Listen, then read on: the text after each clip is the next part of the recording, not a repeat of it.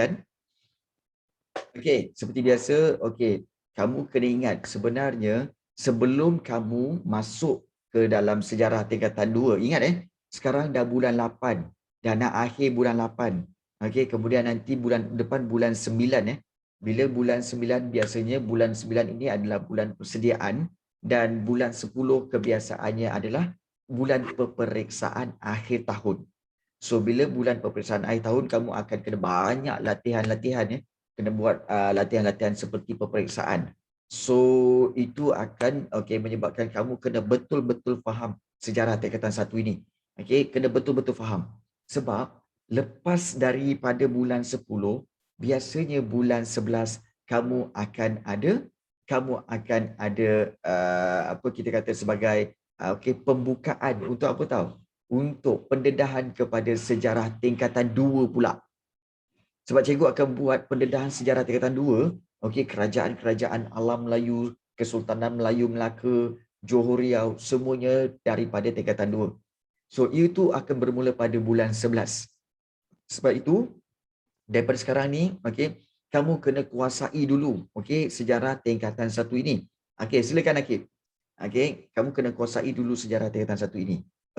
Seperti mana yang cikgu selalu buat, iaitu kamu kena apa? Kena tahu ada berapa bab dalam sejarah tingkatan 1. Iaitu ada 8 bab. Ingat sejarah tingkatan 1 ada 8 bab. Dan kalau susunan dia, ingat susunan ini.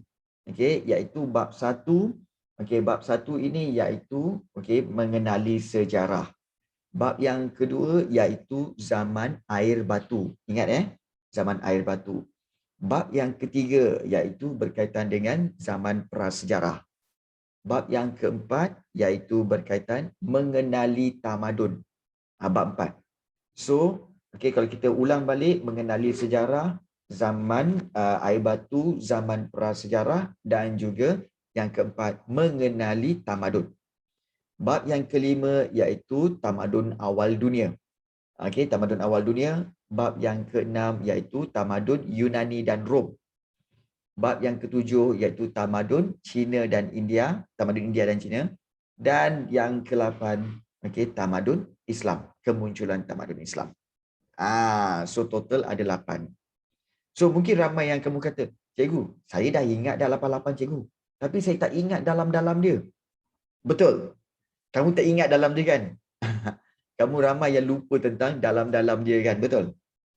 Baik. Sebenarnya, nak ingat dalaman-dalaman dia pun, ataupun kita kata isi bab tu, sama juga macam ni. Sama juga macam ni. Contoh bab 1. Bab 1 mengenali sejarah. Dalam tu ada apa? Dalam tu ada tentang definisi sejarah. Daripada Ibnu Khaldun, daripada Herodotus dan sebagainya kan. Kemudian, yang kedua iaitu kamu kena ingat tentang sumber-sumber sejarah. Sumber primer, sumber sekunder. Betul? Kemudian yang ketiga iaitu kamu belajar tentang apa? Tentang kaedah memperoleh fakta sejarah. Ada kaedah lisan, kaedah bertulis. Dan yang keempat, kamu belajar tentang kepentingan sejarah. Ikut susunan dia macam tu. Kemudian bab yang kedua. Bab yang kedua iaitu bab zaman air batu. Tafsiran pun boleh ya, yang last sekali. Yang last sekali tafsiran. Bab yang kedua iaitu kalau kita lihat bab 2, adanya tentang keadaan bentuk muka bumi. Muka bumi sebelum zaman air batu. Kemudian yang kedua iaitu berkaitan apa? Berkaitan dengan 4 zaman air batu tu. Iaitu Miocene, Pliocene, Pleistocene dan juga Holocene. Kemudian yang ketiga, perubahan zaman air batu akhir. Dan yang keempat iaitu perubahan zaman air batu akhir juga, tapi di Asia Tenggara. Di Asia Tenggara. Yang itu yang di pentas benua. Macam tu. So, kamu kalau ingat dia punya cabang-cabang tu, kamu akan ingat, oh tu je. Itu je yang penting-penting lah. Kadang-kadang tak payah ingat semua, yang penting-penting je. Bab yang ketiga, zaman prasejarah. Paleolitik, Mesolitik, Neolitik dan juga zaman logam. Dan perubahan-perubahan yang berlaku. Kemudian juga aktiviti-aktiviti yang masih ada daripada zaman zaman prasejarah sampai sekarang. Itu je yang penting-penting. Ingat yang penting-penting je. Itu je. So kalau kamu boleh ingat cara macam tu, bermakna kamu telah menguasainya. Almost 70% dah dalam tangan. So macam tu juga hari ni kita nak lihat tentang tamadun India. Tamadun India, kita nak lihat tentang, okey. So ramai yang tanya pada cikgu, cikgu, sebenarnya kan banyak sangatlah cikgu nak ingat, banyak betul tamadun. Tak susah pun sebenarnya. Tak susah pun. Okey. Contohnya kita ambil dua bab ni. Bab 6 dengan bab 7. Bab 6 iaitu tamadun Yunani dan Rom. Betul? Okey, contoh bab 6 Okey, bab 6. Okey, satu tamadun Yunani, satu lagi tamadun Rom. So, kita lihat dalam tamadun Yunani ni. Tamadun Yunani ni dia cerita pasal apa? Okey, dia cerita pasal lokasi dia. Tamadun Yunani, lokasi dia dekat mana? Dekat tamadun Yunani dekat semenanjung Greek tu. Kemudian yang kedua dia cerita pasal apa?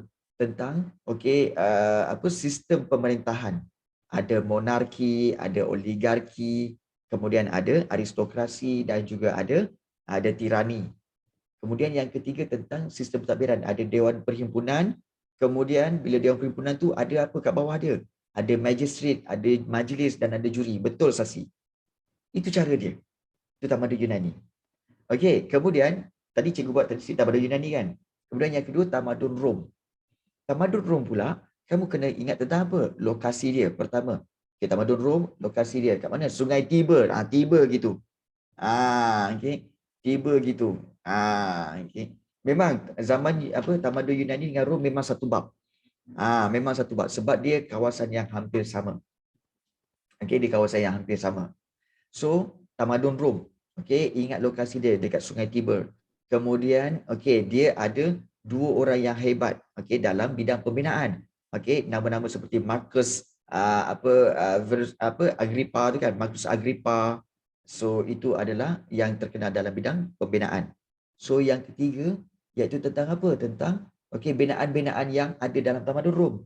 Colosseum lah, kemudian dengan tembok pertahanan lah, kemudian dengan kolam mandi awam lah, okey, kemudian juga ada Pantheon lah. So nampak tak? Itu cara untuk kamu ingat. So bab 6 berkaitan dengan tamadun Yunani, tamadun Rom. Bab 7 jalan raya Rom, betul. So bab 7 iaitu berkaitan dengan tamadun India dan tamadun Cina. Okey. So this is how kita boleh ingat. Okey. So Elias tanya, cikgu bila nak bagi link Google Classroom? Link Google Classroom cikgu akan berikan pada akhir kelas nanti. Ataupun cikgu akan postkan dalam grup WhatsApp. Okey, cikgu akan postkan dalam grup WhatsApp. Okey. So kita nak lihat, kita nak ulang kaji. Sebenarnya kita dah belajar tamadun India. Cuma kita nak buat ulang kaji. Nanti cikgu lupa lagi. Tak, cikgu nak bagi sebenarnya. Sabar-sabar. Sibuk sikit. Okey, baik. Minta maaf, cikgu sibuk sikit. Sebenarnya, cikgu mengajar sekarang ni ada 11 subjek. 11 11 subjek. Okey, banyak tu. Okey. Cikgu mengajar 11 mata pelajaran. Okey, iaitu sejarah tingkatan 1, sejarah tingkatan 2, sejarah tingkatan 3, tingkatan 4 dan tingkatan 5. Kemudian geografi tingkatan 1, geografi tingkatan 2, geografi tingkatan 3 dan ekonomi tingkatan 4 dan ekonomi tingkatan 5. Dan satu lagi yang terbaru, cikgu ajar sejarah tingkatan 6, STPM. Jadi sebab tu 11 Jadi dia dah jadi banyak yang terbarulah. Okey, jadi tak apalah kan. Itu tanggungjawab cikgu. Yes. Apa dia Iman? Sejarah dulu. Memang berbeza-beza sejarah dia.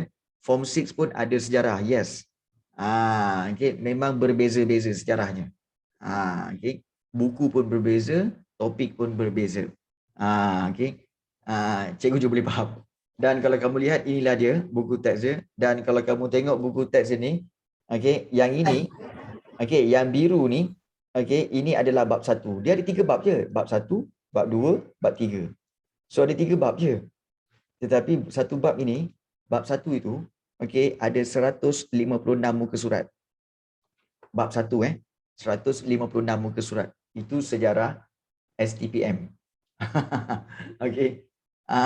Okey. Bab 1 saja 156 muka surat. Tebal dia.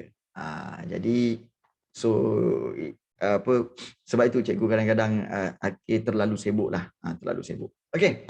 Baik, kita lihat tamadun India hari ini dan ini hanyalah sebagai satu ulang kaji ya. So okey, cikgu bukan sejarah tu sejarah ke? Kenapa subjek dia lain-lain? Okey. Baik, sejarah tu memang sejarah. Okey, kepada Ain Zulaikha okey, sejarah tu memang sejarah. Tetapi sejarah tu panjang. Sejarah tu panjang. So beratus tahun. Jadi sebab itu macam form 1 belajar tentang tamadun je. Tetapi form 2 belajar tentang kerajaan alam Melayu di alam Melayu. Kemudian form 3 belajar tentang kedatangan kuasa barat. Dia adalah period yang berbeza ataupun zaman yang berbeza. Kamu sendiri form 1 bukan belajar semua sejarah. Kamu hanya sekarang ni belajar tamadun aja. Nampak tak? Dia ambil period-period yang berbeza ataupun zaman-zaman yang berbeza. So dia jadikan satu silibus macam tu. Okey. Baik, jom. Kita lihat tamadun India. So okey, kepada imposter sila jalankan tugas anda Kepada 2 orang imposter tu sila jalankan tugas anda. Mana nak bunuh? Okey. Tak, kamu tak tahu. Explain. Crewmate bukan tugas dia untuk membunuh crewmate bukan tugas dia untuk membunuh. Okey. Ya, cikgu. Kalau imposter bila masa main imposter ni? Bila masa main imposter, dia memang ada dalam grup ni. Okey, ingat imposter memang ada dalam kelas ini. Dia ada tugas dia ada task dia. Dia ada task dia. Apa yang dia kena buat? Apa yang dia kena buat? Tak bolehlah bagi tahu. Imposter punya task bunuh orang lah. Apalah. Saya nak bunuh orang online macam mana? Okay, so dia ada kan. Okay, so so kita sambung. Okay, tamadun India kita akan mulakan. Okay, tamadun India kena ingat Okay, tamadun India kita ulang kaji, iaitu tamadun India dia mengalami kemajuan dalam pelbagai bidang, iaitu paling kamu kena ingat iaitu seperti pemerintahan, perluasan kuasa, ekonomi, kebudayaan, teknologi dan keagamaan, dan paling penting kamu kena ingat lokasi dia kat mana. Ingat ingat satu perkara bahawa sebenarnya tamadun India dia bermula selepas berakhirnya tamadun Indus. Macam cikgu selalu cakap bahawa tamadun Indus dengan tamadun India dia satu tempat. Cuma dia kat tempat yang sama, cuma dia berbeza masa. Mula-mula kat kawasan itu berlaku tamadun Indus. Tetapi bila selepas tamadun Indus tu berakhir, dia berubah kepada perkembangan tamadun India pula. Tamadun India Dan kalau tengok peta ni, kalau kamu tengok peta sebelah sini kan, tamadun Indus dia dekat Sungai Indus. Kalau kamu ingat lagi bab yang ke-5 dulu, tamadun Indus di Sungai Indus kat sini. Ni cikgu lorek kan. Tamadun Indus dulu kat sini. Tetapi apabila tamadun Indus ini berakhir, penduduk-penduduknya berpindah ke Sungai Ganges, maka di sinilah tempat barunya, iaitu di sinilah tamadun India. Nampak tak? Ini tamadun Indus dan yang ini adalah tamadun India. So dia telah berpindah. Jadi itu kamu kena faham. Oh, dia peralihan peralihan. Sebab itu ditulis kat sini. Berlaku apabila pusat tamadun beralih ke lembah Ganges. Maknanya ke kawasan Sungai Ganges. Kat sebelah kanan ni ini adalah Sungai Ganges. Sebelah kiri ni Sungai Indus. Sebelah kanan tu Sungai Ganges. So ini adalah menjadi kita kata sebagai satu tahap yang penting. Dan kemudian di kawasan lembah Ganges ini munculnya kerajaan-kerajaan kecil. Sila ingat kerajaan-kerajaan kecil ini dipanggil sebagai Janapada. Kerajaan-kerajaan kecil dikenali sebagai Janapada. Manakala kerajaan-kerajaan ini bila bergabung mewujudkan kerajaan yang lebih besar. So kalau ada kerajaan yang lebih besar dipanggil Mahajanapada. Nampak tak? Okey, ini bukan nama kerajaan. Okey, ini bukan nama kerajaan tapi ini jenis kerajaan. Jenis kerajaan ada dua, iaitu jenis kerajaan kecil, jenis kerajaan besar. Kerajaan kecil dipanggil Janapada. Okey, dalam bahasa India dipanggil Janapada. Kemudian kerajaan besar dalam bahasa India dipanggil Mahajanapada. So itu beza dia. Jangan kamu kata, jangan bila soalan tanya, okey, apakah nama kerajaan di tamadun India? Kamu tulis Janapada, Mahajanapada. Salah. Janapada dengan Mahajanapada bukan nama kerajaan, tetapi jenis kerajaan. Janapada kerajaan kecil, Mahajanapada kerajaan besar. Yalah Maha kan? Kamu tahu kan ada Maha tu. Perkataan Maha tu maksudnya apa? Maha, maknanya yang besar. Okey, macam Tuhan kan, macam Allah. Allah yang Maha besar. Allah yang Maha penyayang. Maha tu besar. Okey. So Janapada kerajaan kecil, Mahajanapada kerajaan yang besar. Okey. Kemudian kalau kita lihat di sini Magadha. Okey, disebutkan istilah Magadha ni, okey, yang terletak di timur laut India muncul sebagai kuasa penting yang berjaya menguasai kerajaan lain di India. Bermakna Magadha ini sebenarnya adalah salah satu kerajaan juga. Okey, kerajaan yang terawal. Okey, Magadha ialah satu kerajaan, nama kerajaan yang terawal dan kejayaan dia menguasai okey kerajaan-kerajaan lain. Okey, ini dikaitkan dengan kedudukan Magadha. Okey, maknanya posisi Magadha ni yang strategik di lembah Ganges yang membolehkannya mengawal laluan perdagangan utama di Sungai Ganges. Kat mana Ya, je? jaga kelabih pukul apa? Lupa. Macam biasa, kelabih kita habis pukul 11. Okey.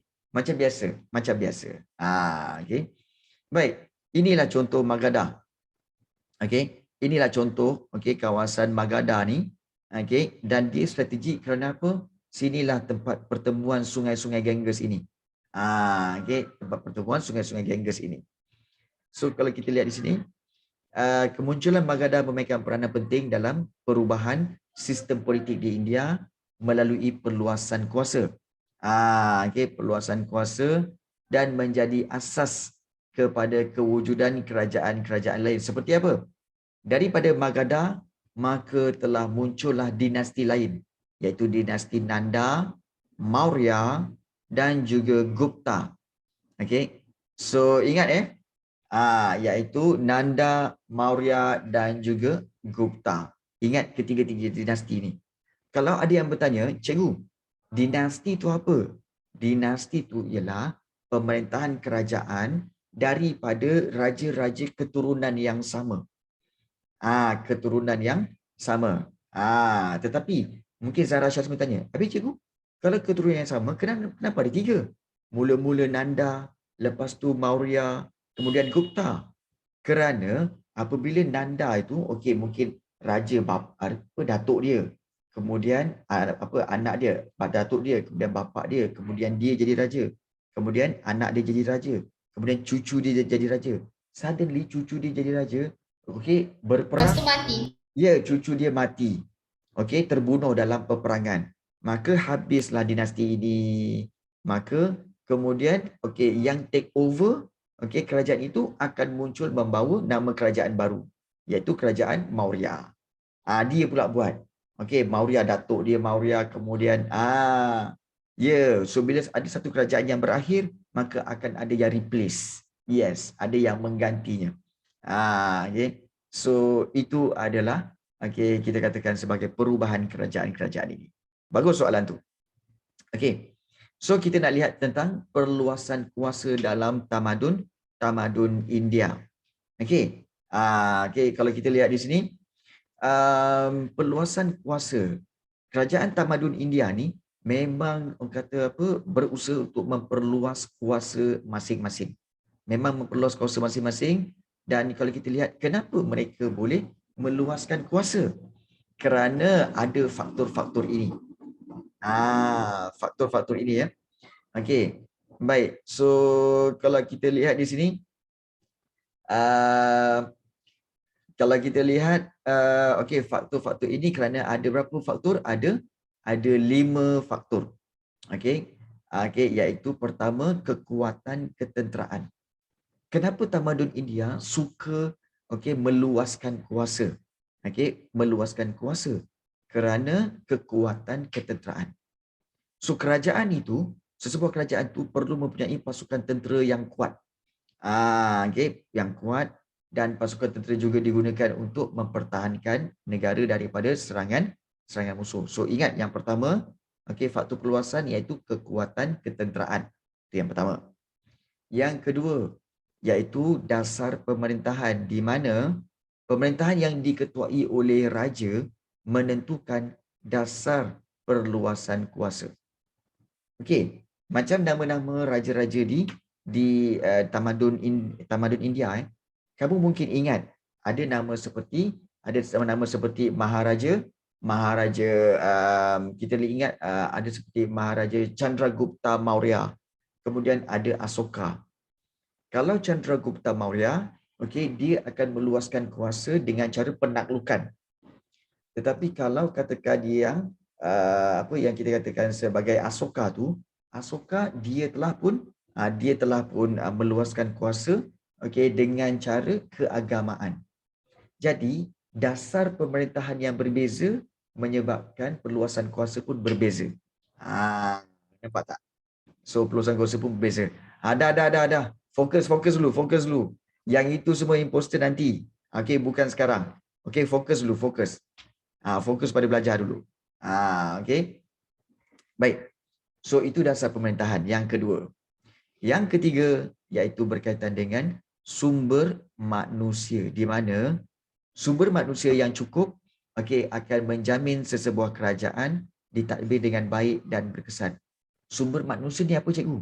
Iaitu bilangan manusia yang ada dalam kerajaan India tu, dalam kerajaan tamadun India.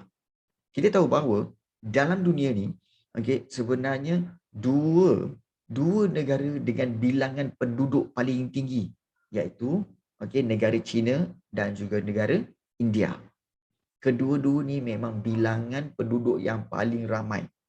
Penduduk China ada 1.2 bilion dan penduduk India ada hampir 1 bilion. Maknanya bilion ni ribu juta. So bilangan dia memang banyak. Sebab itu, penduduk yang banyak maknanya sumber manusia yang banyak. Itu bagus sebenarnya. Baik. Kemudian kita lihat seterusnya yang keempat iaitu diplomasi keagamaan. Di mana kalau kita lihat diplomasi keagamaan, di mana pemerintah yang bijak tidak hanya bergantung pada aspek ketenteraan, tetapi dia akan gunakan juga aspek keagamaan dan kemanusiaan untuk meluaskan kuasa dan pengaruh. Sebagai contoh, siapa yang buat? Siapa yang buat? Iaitu Maharaja Asoka. Maharaja Asoka yang kita belajar kan? Baik. Dan satu lagi kita lihat iaitu keuangan. Di mana kalau kita lihat faktor perluasan kuasa yang kelima iaitu keuangan. Sebab setiap perluasan kuasa perlu mendapat pembiayaan. Maknanya dapat fund, dapat duit yang secukupnya. Sebab apa? Nak beli senjata, nak buat senjata, nak bayar gaji pekerja, bayar gaji tentera. So perlu ada keuangan yang cukup. So tanpa keuangan yang kukuh, usaha ini menghadapi kesukaran kalau tak ada keuangan. So kalau ada soalan tanya tentang faktor perluasan kuasa, kamu boleh ambil kelima-lima ini. Kekuatan tentera, dasar pemerintahan, sumber manusia, kemudian diplomasi keagamaan dan keuangan. Baik. So itu faktor perluasan kuasa. Dan apakah bentuk perluasan kuasa? Ingat, bagaimanakah bentuk mereka menjajah? Bagaimana tamadun India perluasan kuasa ni maksudnya menjajah tau. Bagaimana mereka menjajah negara lain? Ada dua cara. Iaitu pertama, secara fizikal, dan yang kedua iaitu secara keagamaan. Ini dia. Yang kedua iaitu secara keagamaan.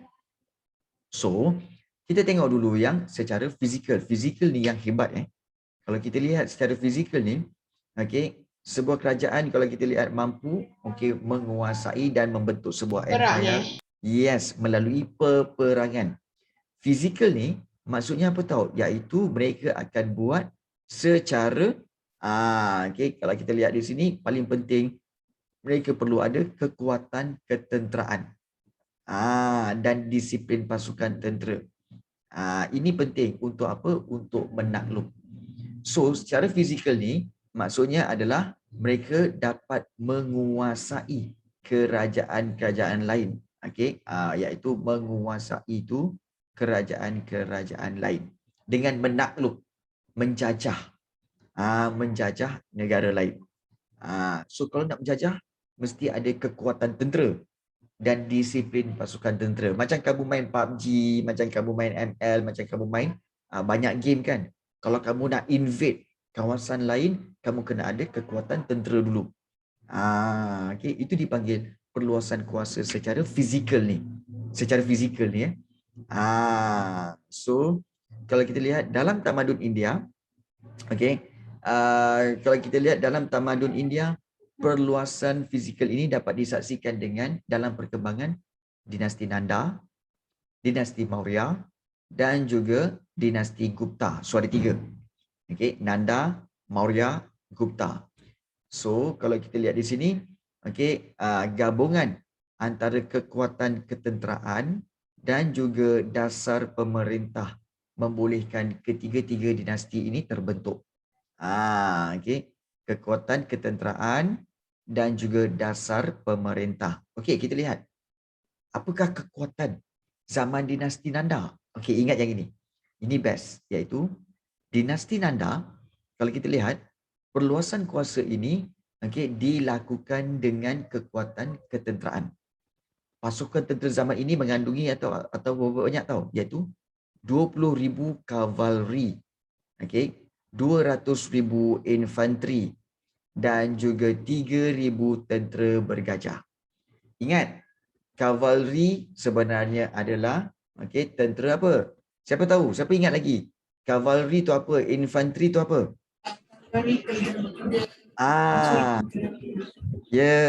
Kavalri ni adalah tentera berkuda dan infanteri adalah tentera berjalan kaki.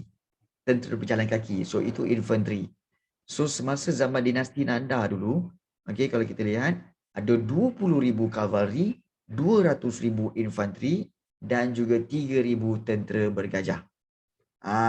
Dan dia telah menakluk kawasan ini. Ini Nanda. Nampak ni Nanda. Luas luas. Dia telah menguasai kawasan ini dan dia telah menjadikan Pataliputra sebagai pusat empayar, pemerintahan empayar ini. Pataliputra itu nama tempat. Manalah dapat 3,000 gajah. Habis banyak hutan kan? Banyak hutan jadi dapatlah mereka dapatlah cari gajah yang banyak.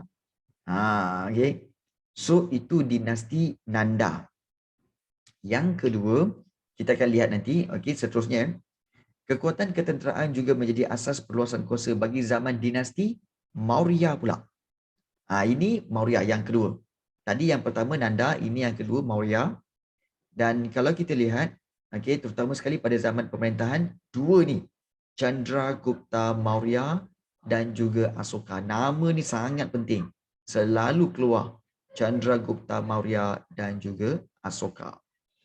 Kedua-dua pemerintahan ini berjaya membentuk sebuah empayar yang luas, meliputi wilayah Bengal dan pusat pemerintahannya juga di mana?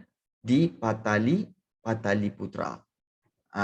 Pusat pemerintahan pun di Pataliputra. Sama je macam Nanda tadi. Tapi kalau kita lihat kekuatan tentera lagi hebat, iaitu Chandragupta Maurya, dia menggunakan 9,000 tentera bergajah. Nanda tadi guna 3,000 je. Yang ini guna 9,000 tentera bergajah. Kemudian 30,000 kavalri dan juga ini paling ramai 600,000 infanteri. Maknanya setengah juta tentera bilangan tentera dia 500,000 juta. Hampir melebihi 500,000 juta. 600,000 infanteri. Tentera Ramai. pejalan kaki. Memang ramai gila. Sekali serang tu, kan, macam dia langgar je lah Yang macam semua. dekat movie tu ke? Yang dorang macam dua Yes, betul. berkumpul, lepas itu Dia orang berperang. tempat lapang gitu. Tapal lapang bertempur macam tu kan. Macam tu lah. Yes.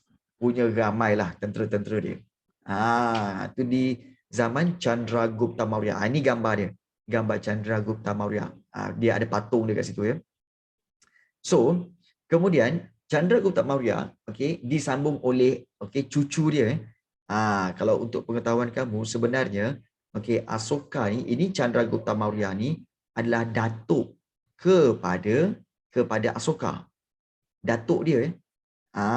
Chandragupta Maurya, anak dia Bindusara. Bawah Bindusara ada Asoka. So Asoka cucu kepada Chandragupta Maurya. Pun menjadi raja juga.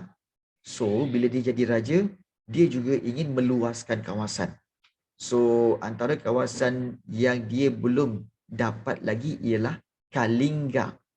Baik, ini dinasti Maurya. Kalau kamu tengok, yang color oren ni, ini dinasti Maurya. Punyalah besar. Tetapi ada satu tempat lagi yang dia tak dapat. Iaitu kat mana? Dekat bawah ni. Kalinga ni dia tak dapat lagi. Dia tak dapat lagi bawah tu. So itu adalah Kalinga. Tak ada. Zara Syazmin, salah anggap ni. Dinasti Maurya bermaksud dalam dinasti Maurya ada Chandragupta Maurya, ada Asoka. Raja ni mula-mula Chandragupta Maurya memerintah. So bila Chandragupta Maurya mati, disambung pula oleh anak dia Bindusara. So selepas Bindusara memerintah, Bindusara pun tak nak jadi raja, digantikan pula dengan anak dia iaitu Asoka. So dia bukan bertempur satu sama lain Dia selepas itu penggantinya. Nampak? Penggantinya. So Asoka ni pengganti kepada Chandragupta Maurya. Boleh faham jangan korang keliru pula. Betul Zara, bagus Zara. So itulah bermakna ini masih lagi dalam dinasti Maurya. Jadi Kalinga berjaya dikuasai. Asoka, kalau tengok dalam filem Asoka telah hantar semua tentera-tentera dia, 600,000 orang tentera ni semua menyerang Kalinga. Akhirnya Kalinga ini berjaya dikuasai. Tapi jumlah yang terkorban ni begitu besar. Betul Raisa. Asoka ni cucu kepada Chandragupta Maurya. Betul. Cucu. So kalau kita lihat seramai 150,000 orang telah kehilangan harta benda, malah 100,000 orang telah pun terbunuh. Bayangkan dalam peperangan itu, kamu bawa 600,000 orang, 100,000 orang yang mati. Jadi ini menyebabkan Asoka menjadi sedih. Asoka sedih sebab ramai sangat yang mati. Jadi ini memberi kesedaran kepada Asoka dan Asoka tidak lagi menggunakan peperangan untuk menakluk. Dia menggunakan teknik keagamaan. Ya betul. Betul ada cerita. Betul. So itu tentang Asoka. Jadi kalau kita lihat di sini, diteruskan lagi, lepas Asoka dah tak buat secara fizikal ke? Dah, tak ada. Selepas peperangan tu Asoka dah tak buat penaklukan secara fizikal, tetapi Asoka buat penaklukan secara keagamaan. So dah tak ada fizikal dah. Tak ada fizikal. So kalau kita lihat di sini, selepas berakhirnya zaman Maurya tu, dinasti Maurya, maka naik pula zaman Gupta. Gupta di mana ianya diketuai oleh Chandragupta yang pertama. Ini bukan Maurya ini dah zaman Gupta. Ini Gupta. So sama ada dinasti Nanda ke, Maurya ke, Gupta ke, dia punya pusat pemerintahan sama, iaitu Pataliputra.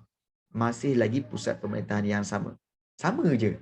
Tiga-tiga dinasti tu gunakan Pataliputra sebagai dia punya pusat pemerintahan. Nampak tak? Dan Chandragupta I ini telah menjadikan, Nanda yang pertama. Nanda yang pertama, kemudian Maurya yang kedua, kemudian Gupta yang ketiga. Betul. Okey. Okey, so pusat pemerintahan tu apa Maknanya dia punya ibu kota. Dia punya ibu kota. Pusat pemerintahan tu maksudnya apa? Di situlah ibu kotanya dan di situlah di situlah okey dia punya bandar, kat situlah ada raja. Raja dia tinggal kat situ. Raja-raja dan para pembesar semua tinggal dekat situ. Kat mana? Pataliputra. Boleh faham? Okey, itu bermaksud pusat pemerintahan. Macam Malaysia lah. Kalau Malaysia pusat pemerintahan kat mana? Putrajaya kan? Putrajaya tu pusat pemerintahan. So, pada zaman ini pusat pemerintahan dia adalah Pataliputra. Very simple. Okey. Selepas ketiga-tiga dinasti ini, siapa yang ambil kerajaan? Okey, selepas ini barulah digantikan dengan banyak lagi kerajaan. Seperti kerajaan kita kata sebagai kerajaan kerajaan Delhi, kemudian ada lagi kerajaan selepas itu. Memang banyak. India dia punya di negara India sejarah dia memang panjang. Memang panjang. Okey, memang macam-macam. Baik. So, Chandragupta yang pertama ini telah menjadikan ketenteraan sebagai kaedah untuk memperluas kuasa hingga mampu menguasai kawasan daripada Punjab hingga ke Bengal. So itu sahaja tentang zaman Gupta. Baik, itu semua adalah melalui perluasan ataupun berperluasan kuasa melalui fizikal. Tetapi yang paling penting tentang keagamaan. Iaitu kalau kita nak lihat perluasan kuasa dengan menggunakan kaedah keagamaan dan kemanusiaan ini berbeza daripada fizikal kerana kaedah ini tidak bergantung kepada sempadan, tapi sebaliknya merentas sempadan. Penekanan kepada aspek keagamaan membolehkan nama dinasti Maurya. Ingat keagamaan banyak dilakukan oleh zaman dinasti Maurya, iaitu semasa zaman Asoka. Zaman Asoka begitu dikenali di serata dunia. Selepas perang Kalinga yang kita cerita tadi kan, selepas perang Kalinga, Asoka tak nak lagi menghentikan sebarang usaha perluasan secara fizikal. Dah tak nak dah. Tak nak berperang dah, tak nak. Asoka tak nak. Tapi sebaliknya, Asoka menumpukan kepada pengembangan agama Buddha. Dia nak kembangkan agama Buddha. So bagi mengukuhkan pembinaan negara, peraturan dan undang-undang. Sila ingat yang ini Asoka telah buat peraturan dan undang-undang yang ditetapkan dalam pemerintahannya, dan peraturan ini telah diukir. Maknanya tahu diukir, dia carving, diukir pada tiang batu. Tiang batu, satu tiang batu. Contohnya kita ambil ni kan. Ni tiang batu. Contoh tiang batu dia ukir kat situ semua peraturan dan undang-undang. Dia ukirkan kat situ. Peraturan dan undang-undang kat situ. Kemudian tiang ini diletakkan di kawasan yang strategik. Kawasan yang mana semua orang boleh tengok. Kawasan strategik biasanya dekat mana tahu? Dekat tepi pantai. Tepi pantai pula. Dekat mana? Biasanya dekat tepi pasar. Ada 2-3 tiang. Sebenarnya ada 2-3 tiang yang sama. Tak runtuh ke? Dia tiang dia tegak je lah. So tiang tu ada banyak peraturan-peraturan diletakkan kat tepi pasar, tepi jalan raya semua kan. Jadi supaya semua orang boleh tengok, dan tiang ini dikenali sebagai tiang Asoka. Nampak tak? Tiang Asoka. Ingat tiang Asoka. Budak-budak tak sepak ke? Kena ingat zaman dulu budak-budak sangat ikut peraturan. Kalau dia orang tak ikut peraturan, tak pasal-pasal kena lempang. Kena bunuh. Betul, kena bunuh pun ada. Memang kena bunuh pun ada. Kadang-kadang boleh ditangkap, jadikan dia hamba. Sebab tu budak-budak tak berani buat tak tentu pasal suka-suka hati nak sepak, tak ada. Tak berani. Kena tangkap jadi hamba. Bukan macam korang. Kalau macam korang ni elok dah ni. Siapa yang nakal-nakal suka sepak-sepak dinding sekolah, suka yang apa cap apa pakai tapak kasut dekat dinding sekolah tu, patutnya korang ni tangkap je. Kan, tangkap lepas tu terus jadi hamba. Bau padan muka, kan? Okey. Dah tak nak, lepas tu buat enggak. Apa jadi dengan budak-budak yang tak ikut peraturan? Budak-budak sekarang tak tahulah nak cakap, kan? Buat kepala sendiri je. Nanti kan bila ditegur kan, mulalah kan nak viralkan lah, masuk TikTok lah, kata tak faham lah, apalah semua kan. Kan, jadi macam-macam. Okey, tak apa. Kita sambung. Okey.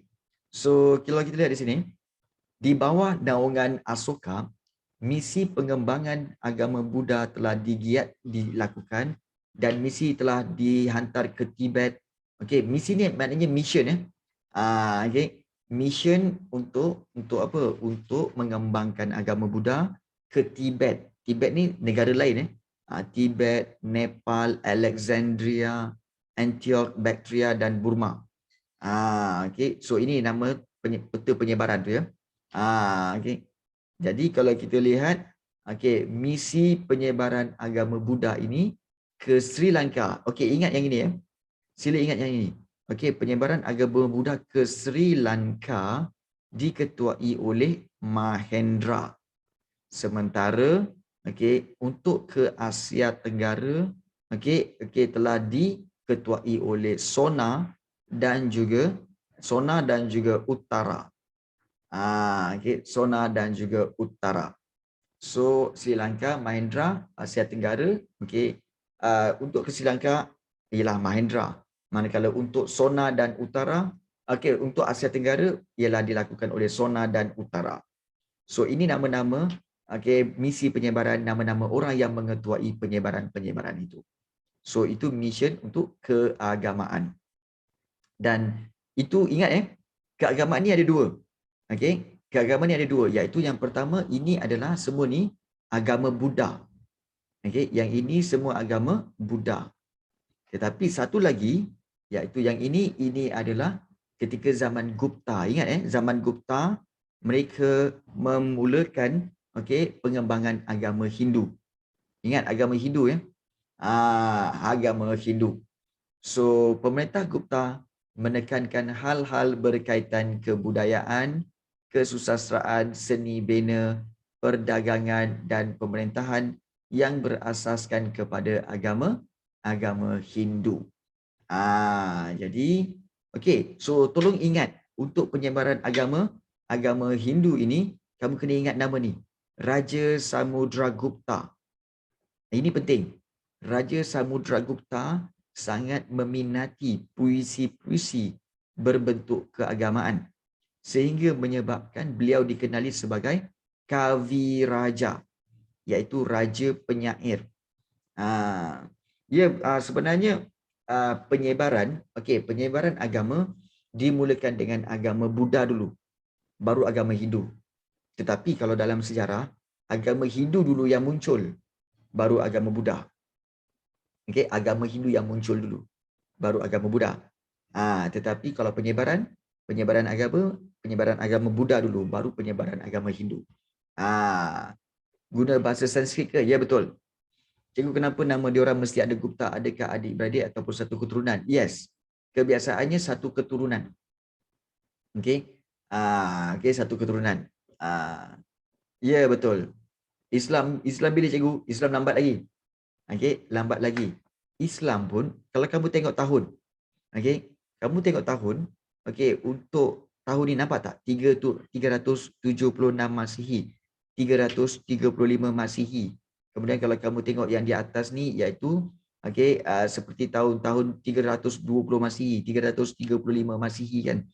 So, tahun-tahun ini adalah 376 Masihi. Kemudian tahun kelahiran Nabi Muhammad yang kita belajar hari itu, Nabi Muhammad lahir tahun bila? Nabi Muhammad lahir sebenarnya tahun okey, cikgu akan tuliskan kat sini. Sebenarnya Nabi Muhammad lahir tahun 600, okey, 600 bukan 100. 570 Masihi. 570 Masihi Nabi lahir. Sebab apa? Sebab 610 Masihi, okey, Nabi terima wahyu. Nabi terima wahyu maknanya apa? Jarak di antara, kalau kita lihat jarak di antara agama Buddha ini, jarak di antara perkembangan agama Buddha ni, okey, dengan juga tamadun Islam jauh berbeza. Okey, jauh berbeza. Ada gap 100 tahun, 200 tahun lagi. So besar tu. Okey.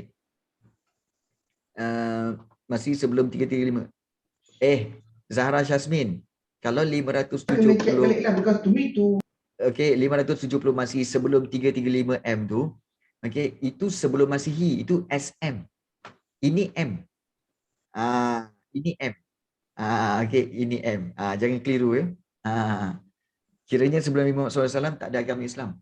Sebenarnya sebelum agama Islam ni sebenarnya adalah satu nama, jenama untuk agama, brand. Okey, brand agama Islam. Tetapi sebenarnya agama Islam tu apa? Iaitu agama yang menyembah Allah. So adakah sebelum Nabi Muhammad tu ada agama yang menyembah Allah? Ya, ada. Agama yang menyembah Allah tu ada. Agama yang menyembah Allah, menyembah Tuhan tu memang ada sebelum Nabi Muhammad. Tapi adakah nama dia Islam? Tak, dia tak brandkan nama Islam. Hunafa dan sebagainya. Ataupun dikatakan ajaran Nabi Ibrahim ataupun ajaran Nabi Isa, macam tu. Ya, betul. Maksudnya Hindu dengan Buddha muncul. Sebenarnya agama mereka pernah kena mentionkan dalam Quran. Dalam Quran dia tidak ada mentionkan tentang spesifik nama tu. Okay, spesifik nama tu tak ada. Okay, kecuali Yahudi dan Nasrani.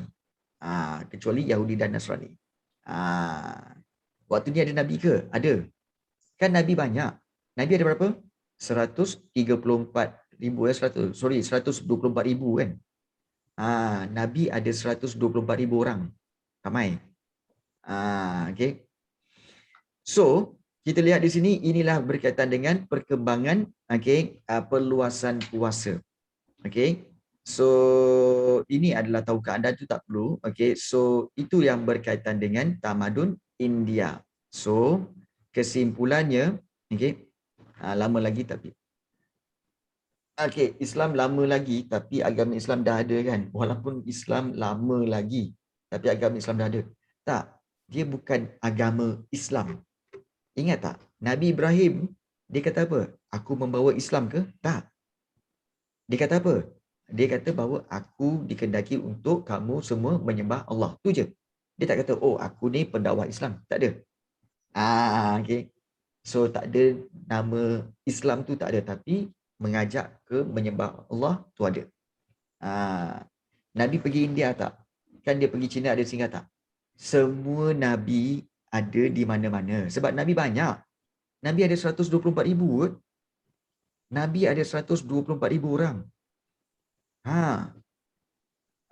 Ya, dia menyampaikan ajaran Allah tu je. Okey.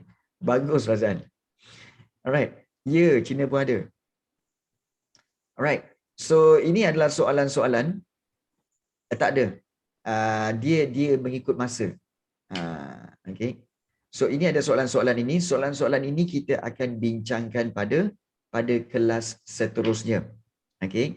Pada kelas seterusnya, dan kalau kita lihat soalan-soalan ini penting untuk kamu apa? Untuk kamu lihat tentang soalan-soalan objektif.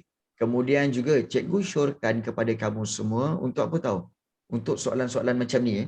Okey, senaraikan faktor perluasan kuasa pemerintahan yang diketuai, kamu boleh print out dan jawab dulu. Okey, kamu tulis jawapan dia dulu. Salah tak apa.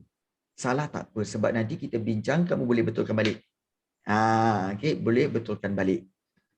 Begitu juga soalan-soalan macam ni. Okey, jawab dulu. Dekat rumah jawab dulu, tulis jawapan dia apa semua. Kemudian nanti barulah kita akan bincangkan. Jadi ini memudahkan kamu.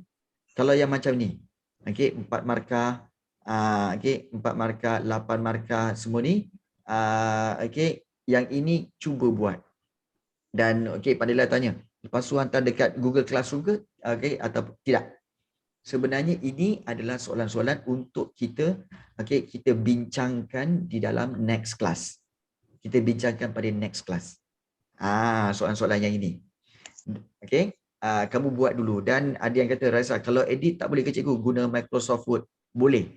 Kalau kamu boleh download, kemudian kamu tak perlu print, kamu buka dekat dekat Microsoft Word ke ataupun kat PDF ke kan. Kemudian kamu nak type jawapan dia sekali. Boleh.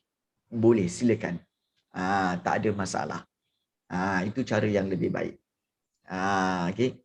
OneNote boleh? Boleh, Zara. Boleh. Guna OneNote pun boleh. Okey. Bagus korang. Banyak pengetahuan tentang skill-skill komputer ini. Bagus. Okey. Baik. So itulah berkaitan dengan tamadun India, dan kalau kita lihat tentang perkembangan perluasan kuasa. Ingat, kesimpulannya tamadun India sebenarnya ada Acrobat Reader. Rasanya boleh kot. Cubalah Zara. Ingat tentang tamadun India, ingat tentang perluasan kuasa. Iaitu perluasan kuasa ada dua cara, iaitu fizikal dan juga cara agama. Keagamaan. Dan kalau kita lihat untuk cara perluasan fizikal itu, kita lihat ada tiga dinasti, iaitu Nanda, Maurya dan juga dinasti Gupta. So yang paling terkenal ialah dinasti Maurya, di mana ada Chandragupta Maurya dan juga ada Asoka. Ingat jenis dinasti-dinasti itu. Dan kerajaan-kerajaan ini terbahagi kepada dua, iaitu Janapada dan Mahajanapada.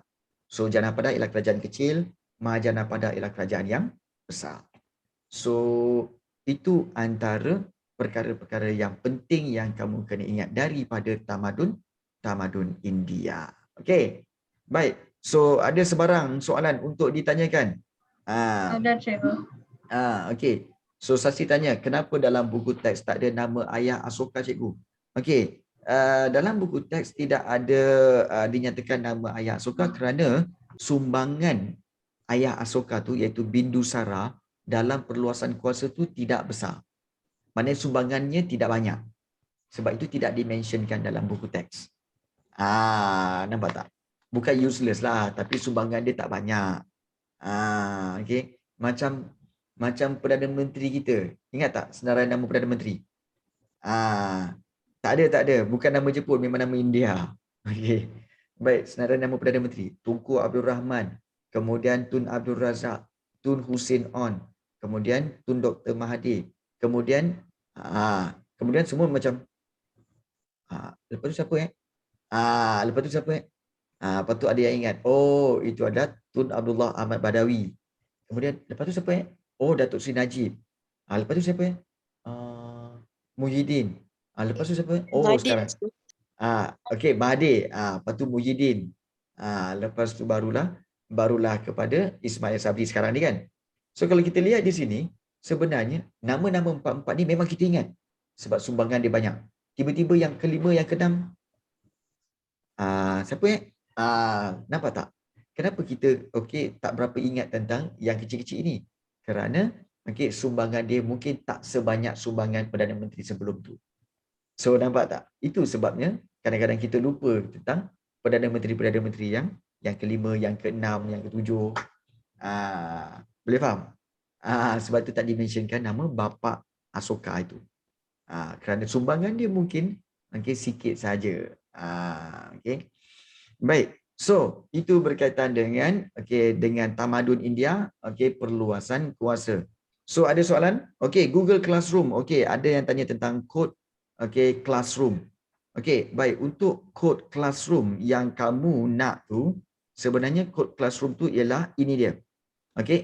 So siapa yang ada dalam kelas boleh ambil sekarang. Boleh ambil sekarang. Ini dia kod kelas dia. Untuk kelas sejarah tingkatan 1, kod kelas dia adalah ini dia. Nampak tak ni? Iaitu BPWY2UX. BPW YUX. So cikgu tulis paste kat sini. Itu dia. Ya, kelas kod dia.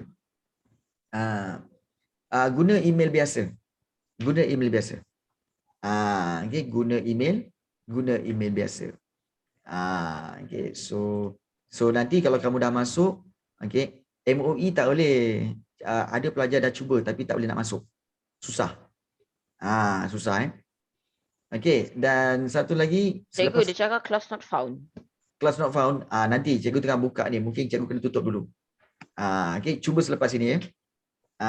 Okay. Baik. Kemudian okay, classwork. Okay, kamu boleh pergi ke classwork. Kemudian di dalam ni semua ada. Okay, kamu boleh tengok ya. So saya dah join. Okay, setakat ni cikgu tengok. Okay, siapa yang dah join? Okay, ada ramai juga yang dah boleh masuk ni. Nampak tak? Amjad, Amirul Hakim, Adam, Emir, Zahra Sofia, okay, Haziq Wakiuddin, Dia dan juga Zahra Syasmin. So ramai yang dah masuk. Maknanya tak apa. Okay, masuk menggunakan apa? Menggunakan kelas code ini. Iaitu kamu kena join kelas, kamu pergi ke Google Classroom, kamu klik sebelah kiri itu, sebelah kanan. Ada tanda 3 titik tu, kamu klik tanda plus, kamu klik ke situ, kemudian kamu pergi ke join class. Bukan create class, join class. Dan kemudian masukkan kelas code. Itu cara dia. Boleh Okay, dah masuk. Alright, Cun. Okay. Baik. Guna email apa? Guna email sendiri. Tak perlu guna email MOE. Guna email. Cikgu bagilah link dia.